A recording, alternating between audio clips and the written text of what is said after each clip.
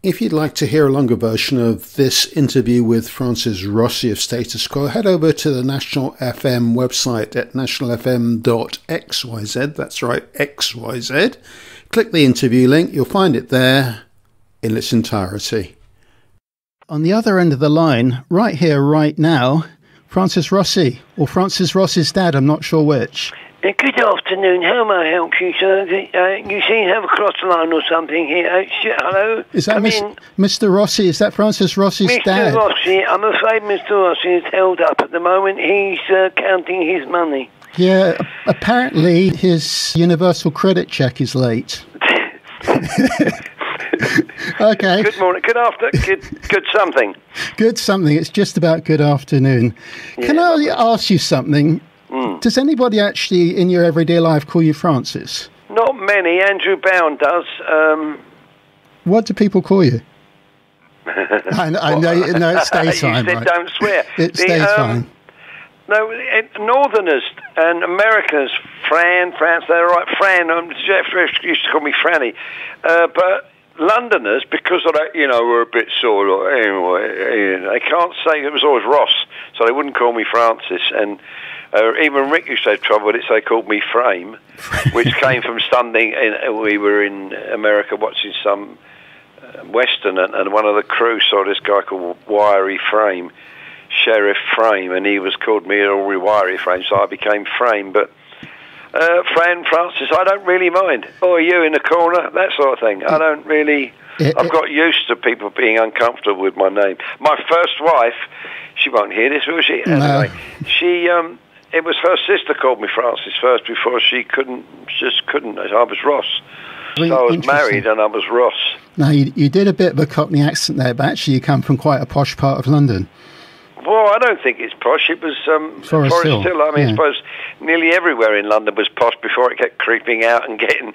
it gets polluted by people, I suppose. I don't know.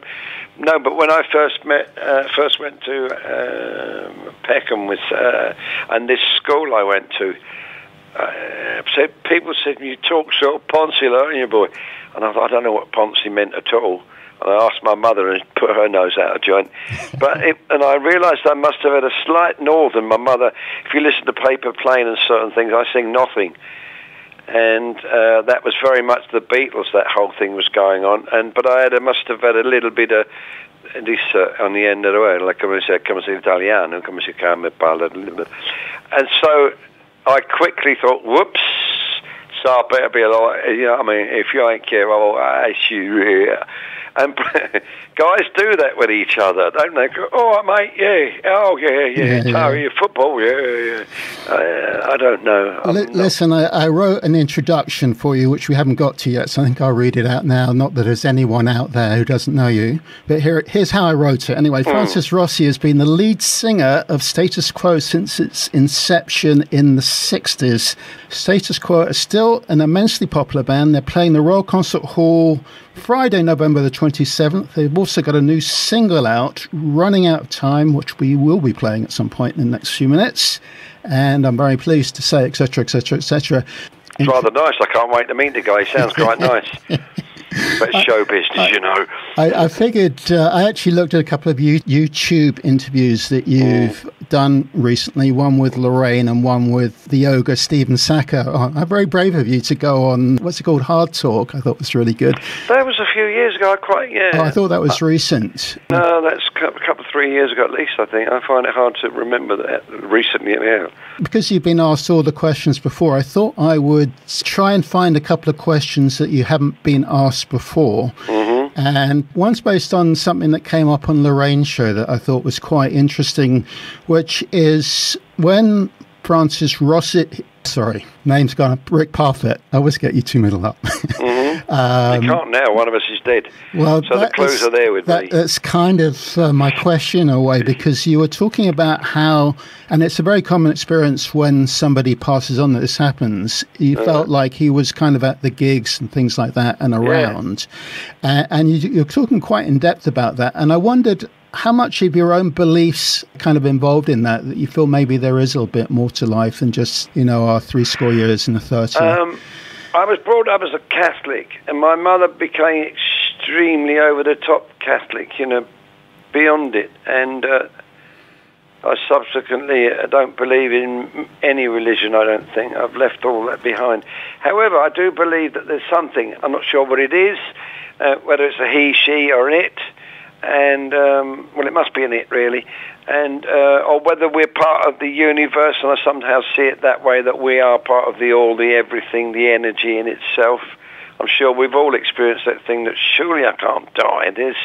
You can't imagine that the life source itself, life, can't die. Those things happen in this incarnation, in this sphere we're in.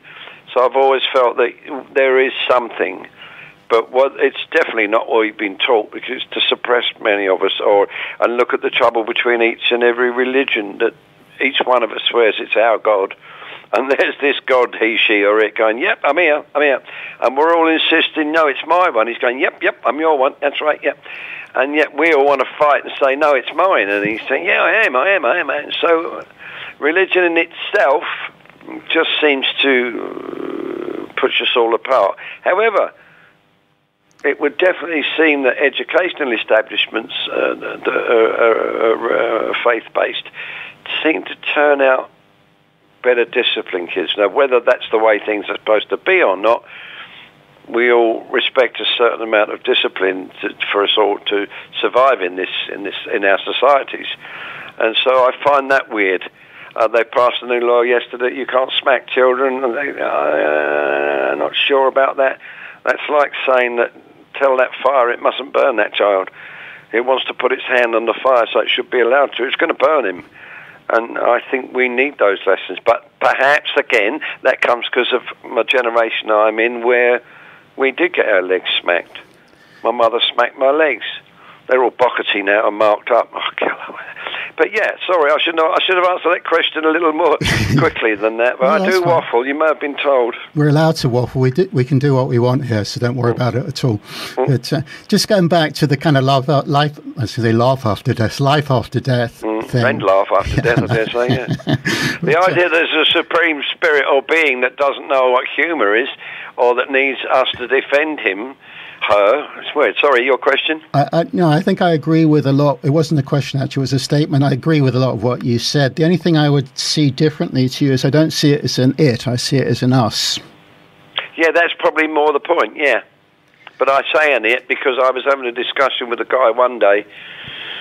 This Indian friend of ours was doing something at our home for us. And he said to my wife, said to Eileen, don't let Francis go out and talk to him.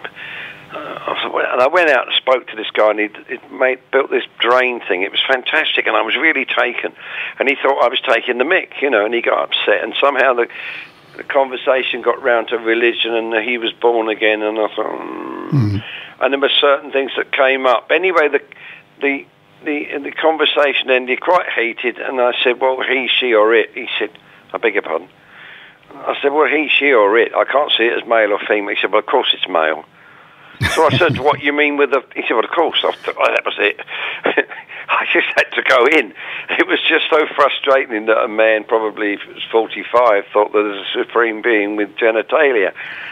I mean, my goodness me, this is a worry. So if you take all that out of the equation, we are all part of the everything. And I like your us. I think us is like universe, and I like that. Right. This might be totally relevant. It might be something totally different. Let's have a listen to just a little bit of your new single, which is called Running Out of Time. Then we'll come back and talk a little bit more to Francis Rossi.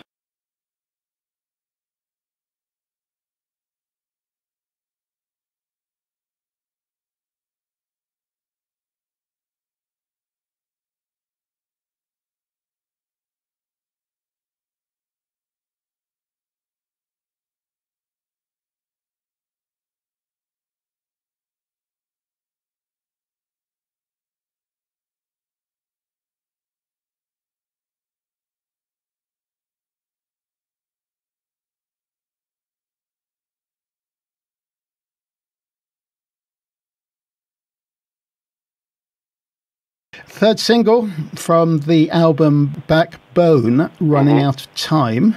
And you also got a book out. Yeah. I was supposed to be taking it easy in the last couple of years. I seem to have done more, and I don't understand why, really. It's just sort of snowballed on me. I did the album with Hannah Ricard, which was, the book was at the same time. They're both at similar title. The Hannah Ricard and I album was We Talk Too Much. The book was I Talk Too Much. There was a song, I Talk Too Much. Then the Quo album was doing it at the same time, and they've all been very successful, and I'm kind of shocked, really. I don't quite understand. And I get talking to people, and then the manager and everybody to do with it, and we all get, yeah. And then I think, oh, I'm 70. Where do I think it's going? How do I... I've always... when we said the religious thing when I was younger, they taught us to go home at night, think of the things we'd done and been sins and so on. Well, I don't do that anymore, but I still go over the day somewhat, and I will probably go over this interview in my mind and so on, and all these things come... And I think, well, we could do that, and plan the tour for next year. That's going to be great. Where do I think I'm going? It's not like you're 40, 30. It's just, I find that really weird. Where do I think I'm actually going? Right. Well, but I still feel this, the drive. There's still, I think that stick on my forehead with the carrot in front of me. Still can't. We've had this great success with this album, and I still think, well, what's next? When it first came out, and the two young guys in the band, they really love it, all the excitement of it, all of it, and we'd get news from our PA each morning on the bus when we were out. And of course, the following days, well, any other good news? So it's never enough, the good news. It's never enough, the album doing well, the single doing well, the book doing well, the tour doing well. Yeah, what other good news is there? So that's one of the worst drugs I've ever known, worse than anything I've ever done. I'll tell you what, I was looking, as I said, on YouTube last night. I also looked at one of your recent concerts, and there's a real spark in the band. I'm not going to say it was even more than back in the day, but it was... It's similar to very early period. Yeah, yes. I was going to say, it's got that real buzz. And you know what was really interesting is there's a point in the gig where you kind of smile at one of the other guys. I'm assuming that it's because something was going really well or just there was a connection or something. And I looked at a much earlier gig, and it was really interesting because you did exactly the same thing with, the earlier band members and something like that. So I was kind of, if I was touched by it, but it's really interesting to see that kind of continuity. Do you know what I'm talking about? When you it's because it's when Rick died, people thought I was going to stop, or that we should stop, that Richie shouldn't be there. They started to get, some people got very insulting, and all that did was make me dig in harder. He won't be able to do it without Rick, which is what they said to Rick and I when we split from the other two. And to do that, all they've done is galvanise this band.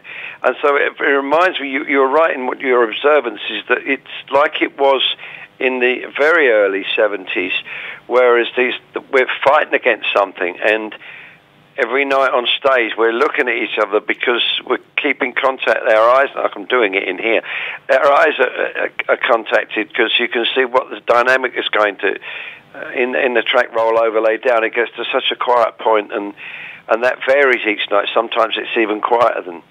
Whereas I think in years gone by, before Rick went, we'd all got very blasé about it all, and perhaps older acts do, I don't know. I'm not saying it wasn't good, but there's now something else which has made me think, oh yeah, let's go and I do very much enjoy being on stage at the moment. Yeah, it definitely shows. Let me ask you this. Like, I went to school with a couple of guys who probably 15, 20 years younger, I'm not quite sure, than you. So you were kind of one of the bands that we listened to at the time. But they were all inspired, and they, not necessarily, just in general, went off and started a rock band, got absolutely nowhere. So I'm wondering, what's the difference between what gives you that spark that makes you successful as opposed to the, presumably, I don't know what it is, but 95% who never make it? No, I think that's that thing they call the X Factor, without trying to make us sound special. But there has to be something. And I think if we knew what it is or knew what to do, we would mess with it. Mankind messes with everything like that. Cal tries to do it, and no disrespect to him in making a TV show.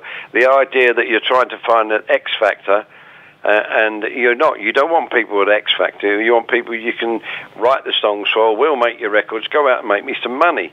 X Factor people are difficult because we want to write our own stuff. We're tantrumish, the relationship between Rick and I there was X Factor in this band, but all those personalities which make everyone work in the first place, then people get upset because those relationships fall apart. Then no one's particularly upset that I got divorced from my first wife, but they're very, very upset that we got divorced from Alan Langston and John Coughlin, or that Rick and I fell apart at certain times. But so it's a very strange thing, this whatever we, like a football team, I suppose, they have this thing about it, and they imagine it is so, when it's just a band, and I don't know what the thing is. I just know that when I'm up there, and it's particularly now, something, I want to go and do it again. Because I would love to be in a position now where I'm just sick of it. And there are lots of it I am sick of. I'm not sick of, fed up with. Go, oh, God. But I get up there and, I enjoyed that tonight. Let's go and do it again. Let's go and do it again. And while it's like that, I said to someone recently, I hope that lasts for another couple of years or so. That feeling, whether the band can live that much longer. A couple of the members are pushing it a bit now, aren't they, son? He's getting a bit old now, isn't he, eh? I always feel that whatever you do in life, when that buzz is there, that's kind of what you're meant to be doing. Oh, it is. That's an intangible. I say to people sometimes it's like sex or like really good for a meal. I can't have this meal again. I can't have that meal again. And people. I think one of the reasons we have that globalization in food stores is that I want that burger. It tastes exactly like it did last time, or that spaghetti, whatever it is. I want to do that again. And there's a sushi restaurant I go to, and because it's been the same, it just doesn't change. And we're all, how do they do it? I don't know how they do it. And I find that's the same with the music. I'm looking for that moment. There's that moment again. How do you explain this? I don't know. I just want to. I cannot explain it, but it is such a joy. For the point that I've been doing it since I was 12 or 13 with Alan Lancaster, and I'm 70 and I'm still going. I'm still feel like I said that strange thing. I'm going somewhere. It's going to get to. However, I'm sure that if you actually get to the point of, I got there. Oh, is that it? And I think that's possibly the thing. You never actually get there. It's always the promise. It's there. It's there. It's there. It's there. Moments of sheer delight on stage, and that feeling of only us doing it on that stage, and somewhat recently, like it was before, you not don't care, but you kind of don't care what I don't care if the audience, even if they don't like it tonight. There are moments when this is so good, I don't care if they don't like it. You feel secure, you feel vindicated, you feel valid, you feel it's everything. I think it goes back to the religious thing. It's everything. I've got it.